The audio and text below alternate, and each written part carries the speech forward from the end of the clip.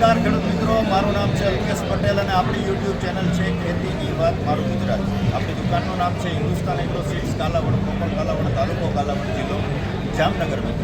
મિત્રો આજરોજ આપણે હતા કૃષિ મેળાની મુલાકાતે રાજકોટ ખાતે ત્રિકોણબાગ ખાતે. આજે તારીખ છે 22 ડિસેમ્બર, છેલ્લો દિવસ છે, પણ ખૂબ જ નવી નવી ટેકનોલોજી છે, ખેત ઓજારો છે, બિયારણો છે અને વિશેષ ખાતરો, અલગ અલગ માહિતી ખૂબ જાણવા લાયક જે છે એ માહિતી કૃષિ મેળાની અંદર મળતી હોય છે. હવે એવી જ એક આપણે કંપનીની આજે મુલાકાત છે. આપણે એનો માલ પણ ઘણો બધો ક્વોન્ટિટીમાં વેચીએ છીએ અને જે કપાસની અને જે ત્રણ જે વેરાયટી આવે છે એના વિશે આજે આપણે થોડીક ચર્ચા કરશું. કંપનીનું જે નામ છે ગોલ્ડ કિંગ બાયોજીન પ્રાઇવેટ લિમિટેડ. હવે મિત્રો આપણે એક મુલાકાત કરીએ. લગભગ બધા સાહેબને ઓળખતા જ હશે. બાણુગરિયા સાહેબ છે, જે લગભગ 33 વર્ષથી આ જે લાઇનની અંદર જોડાયેલા છે. ખેતીલક્ષી કંપનીઓની અંદર જે છે એ લગભગ 33 વર્ષનો અનુભવ છે અને અત્યારે જે છે ગુજરાત હેડ આખું સેલ્સ ઓફિસર તરીકે આખા ગુજરાત સંભાળે છે ગોલ્ડ કિંગની અંદર. સાહેબ તમારો ખૂબ ખૂબ આભાર. હવે સાહેબ તમને થોડીક માહિતી આપશો કે ગોલ્ડ કિંગ કંપનીની અંદર જે છે કપાસની વેરાયટી આપણે જે સૌરાષ્ટ્રના આ બાજુના જે વિસ્તારો જે છે એની અંદર વાવેતર કરવા લાયક કઈ વેરાયટી જે છે એને તમે થોડુંક ખેડૂત મિત્રોને પરિચય આપશો. નમસ્તે ખેડૂત ભાઈઓ, વેપારી ભાઈઓ. પહેલાં તો આપ સૌનો ખૂબ ખૂબ આભાર, મને બે શબ્દો બોલવાનો મોકો આપ્યો. આપણે જ્યાં સુધી વાત કરીએ, ગુજરાતની વાત કરીએ, મહારાષ્ટ્રની વાત કરીએ, એમપીની વાત કરીએ, કપાસ આપણો બધાનો મુખ્ય પાક છે. એમાં ગોલ્ડ કિંગ કંપનીના ઉચ્ચતમ બિયારણો માર્કેટમાં ઓલરેડી ઉપલબ્ધ છે. એમાં પ્રથમ નંબરનું જે બિયારણ છે આપણા વિસ્તારમાં વધુ હોવાય છે એ દુસાલા છે. આ દુસાલા હાઇબ્રિડ છે, મોટી ઝીંડવાળી હાઇબ્રિડ છે, મધ્યમ ગાળાની જાત છે. એની ફાટ એકદમ સારી છે, ગુવાહાટી ખૂબ સારી હોવાથી ચૂસિયા જેવાનું નિયંત્રણ એકદમ સારું છે અને ખેડૂત ભાઈઓની વર્ષોથી આ પ્રથમ પસંદગીની વાત છે. સારી આવે છે, ગુવાહાટીવાળું પાન હોવાથી ચૂસિયા પ્રકારની જે જીવાતો જે છે બિલકુલ ઓછી આવે છે. ત્યારબાદ બીજા નંબરની એક અગત્યની જાત જે ઘણા બધા રાજ્યોમાં વેચાય છે ગુજરાત સહિત, એ છે અલગાર. કોટનની વાત, કપાસની વાત કરીએ તો આનું મેનેજમેન્ટ એકદમ ઓછું જ હોય છે. ચૂસિયા જીવાતનું નિયંત્રણ એકદમ સચોટ છે અને ગમે તેવા ખરાબ પરિસ્થિતિઓમાં બી આનું ઉત્પાદન આપીને જાય છે. મધ્યમ ગાળાની વેરાયટી છે કે લેટ છે? મધ્યમ ગાળાની જાત છે, મધ્યમથી મોટો ઝીંડવો છે. અને આપણે વાત કરીએ તો ભાઈ જ્યાં ખારો વિસ્તાર છે, જ્યાં વધુ થ્રીપ્સને પોપટી રોટે આવતો એવો વિસ્તારમાં આ જાત બહુ પ્રચલિત છે. ત્યારબાદ એક બીજી અગત્યની નવી જાત નીકળેલી છે, જેને આપણે કહીએ છીએ બિથાલા. આ બિથાલા આ વર્ષે માર્કેટમાં વધુ પ્રચલિત થયેલી જાત બનવા જઈ રહી છે. આ વખતે આ બિથાલા જાત ઉપર વાંકાનેરમાં, ચોટીલામાં, ધ્રોલમાં, રાજકોટની આજુબાજુ ઘણા બધા વિસ્તારમાં સારી એવી મોટી ખેડૂત શિબિરો યોજાઈ ગયેલી હતી. આ જાત બી મધ્યમ ગાળાની છે, મોટા ચીટવાળી છે અને આ જાતને એક પૂરું કરીએ વધુ વરસાદ પીડો હોવા છતાં ખેડૂત ભાઈઓને સારી રીતે પ્રસ્થાપિત થવા જઈ રહી છે. અને છેક સુધી લીલો રહેતો છોડ છે કપાસની વેરાયટી. આપણે લગભગ આપણા ગ્રુપની અંદર 1 મહિના પહેલાં જે છે આના ગ્રુપની અંદર બધા ફોટા શેર કરેલા છે. જૂનાગઢની બાજુમાં આપણે આને એક વિઝિટ કરેલી હતી, ફિલ્ડ વિઝિટ કરેલી હતી. ખેડૂતે વાવેતર કરેલું હતું અને બધી વેરાયટીનું બગાડ જે છે એ કપાસમાં આવી ગયો હતો. પણ આ જે મિથિલા વેરાયટી છે એક સક્ષમ ઊભી હતી અને લગભગ 25થી લઈ અને 30 મણ સુધીનું ઉત્પાદન આપી શકે આ ક્ષમતાથી જે છે વેરાયટી ઊભી હતી અને આપણે જે છે ગ્રુપની અંદર ફોટા પણ આના મૂકેલા છે. ત્યારબાદ એક નવી હાઇબ્રિડ અત્યારે માર્કેટમાં પ્લેસમેન્ટ કરેલી છે, એ છે લીલોડા.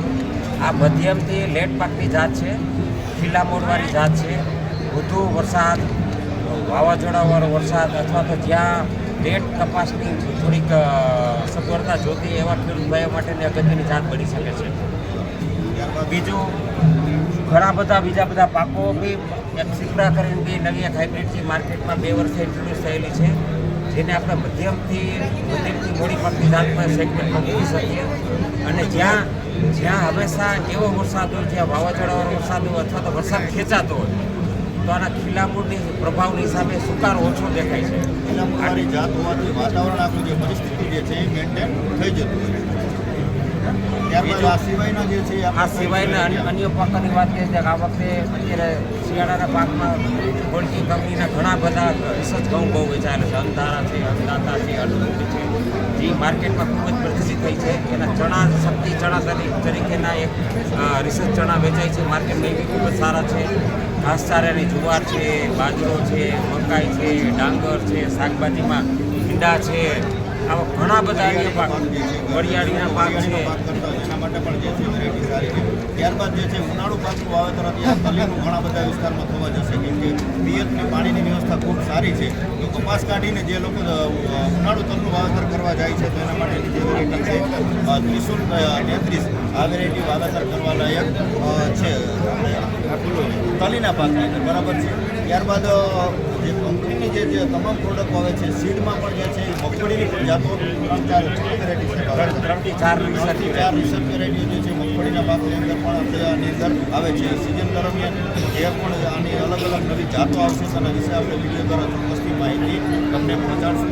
હવે આ સિવાય કાંઈ બધું સાહેબ તમારે કંપની વિશે ખેડૂત ભાઈઓને ભલામણ કરવી યસ ખેડૂત ભાઈઓ, જ્યારે મારો આ લાઈનમાં 33 વર્ષનો અનુભવ છે, એમાં મેં બિયારણની અંદર મોટી મોટી કંપનીઓ સાથે હું સંકળાયેલો છું. બે વસ્તુ મેં ખાસ શીખો છું, અનુભવ્યો છું. હું ખુદ જ પ્લાન્ટ લીડર છું.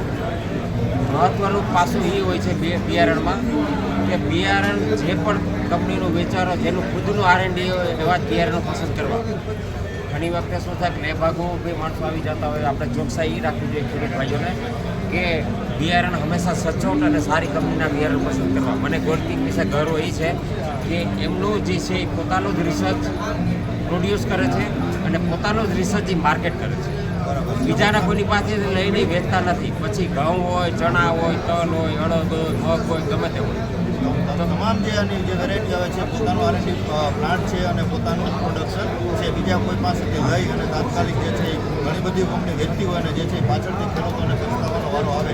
એ ગોલ્ડ કિંગ કંપનીની અંદર તમારે ક્યારેય આ પ્રશ્ન બનશે નહીં. અને ગોલ્ડ કિંગ આજે લગભગ ઘણા વર્ષોથી ખેડૂતો સાથે સંકળાયેલી છે. કોઈ નવી કંપની કે નવી જાત લઈ આવી અને ખાલી એક વર્ષ વેચીને જ નીકળી જવું હોય આ પ્રકારની કંપની નથી. તો સારી કંપનીનું સારું ગુણવત્તાયુક્ત જે છે બિયારણની પસંદગી કરવી જેથી કરી અને ખેડૂત મિત્રોને સિઝન દરમિયાનનું ઉત્પાદન છે એની કંઈ સારા મળે. કેમ કે 25% ભાગ જે છે એ બિયારણ ઉપર જે છે સાહેબ આધાર રાખે બરાબર છે. કોઈ પણ ઉત્પાદનનું જે છે 25% ભાગ છે એ બિયારણ ઉપર આધારિત થતો હોય છે. જેથી કરીને ગોલ્ડ કિંગના જે તમામ બિયારણો જે છે એ ખેડૂત મિત્રો વાવેતર કરે. સિઝન દરમિયાન કપાસનું છે, તલીનું ઉનાળા દરમિયાન છે, તમામ બિયારણ આપણા નજીકના બધા સેન્ટરોમાં મળી જતું હોય છે. છતાં પણ ન મળે તો તમે ચોક્કસથી મને ફોન કરજો જેથી કરીને તમારા નજીકના સેન્ટરમાં તમને ક્યાં મળી રહેશે એની માહિતી હું તમને ચોક્કસથી પહોંચાડીશ. રજા આપશો. જય જવાન જય કિસાન. જય જવાન જય.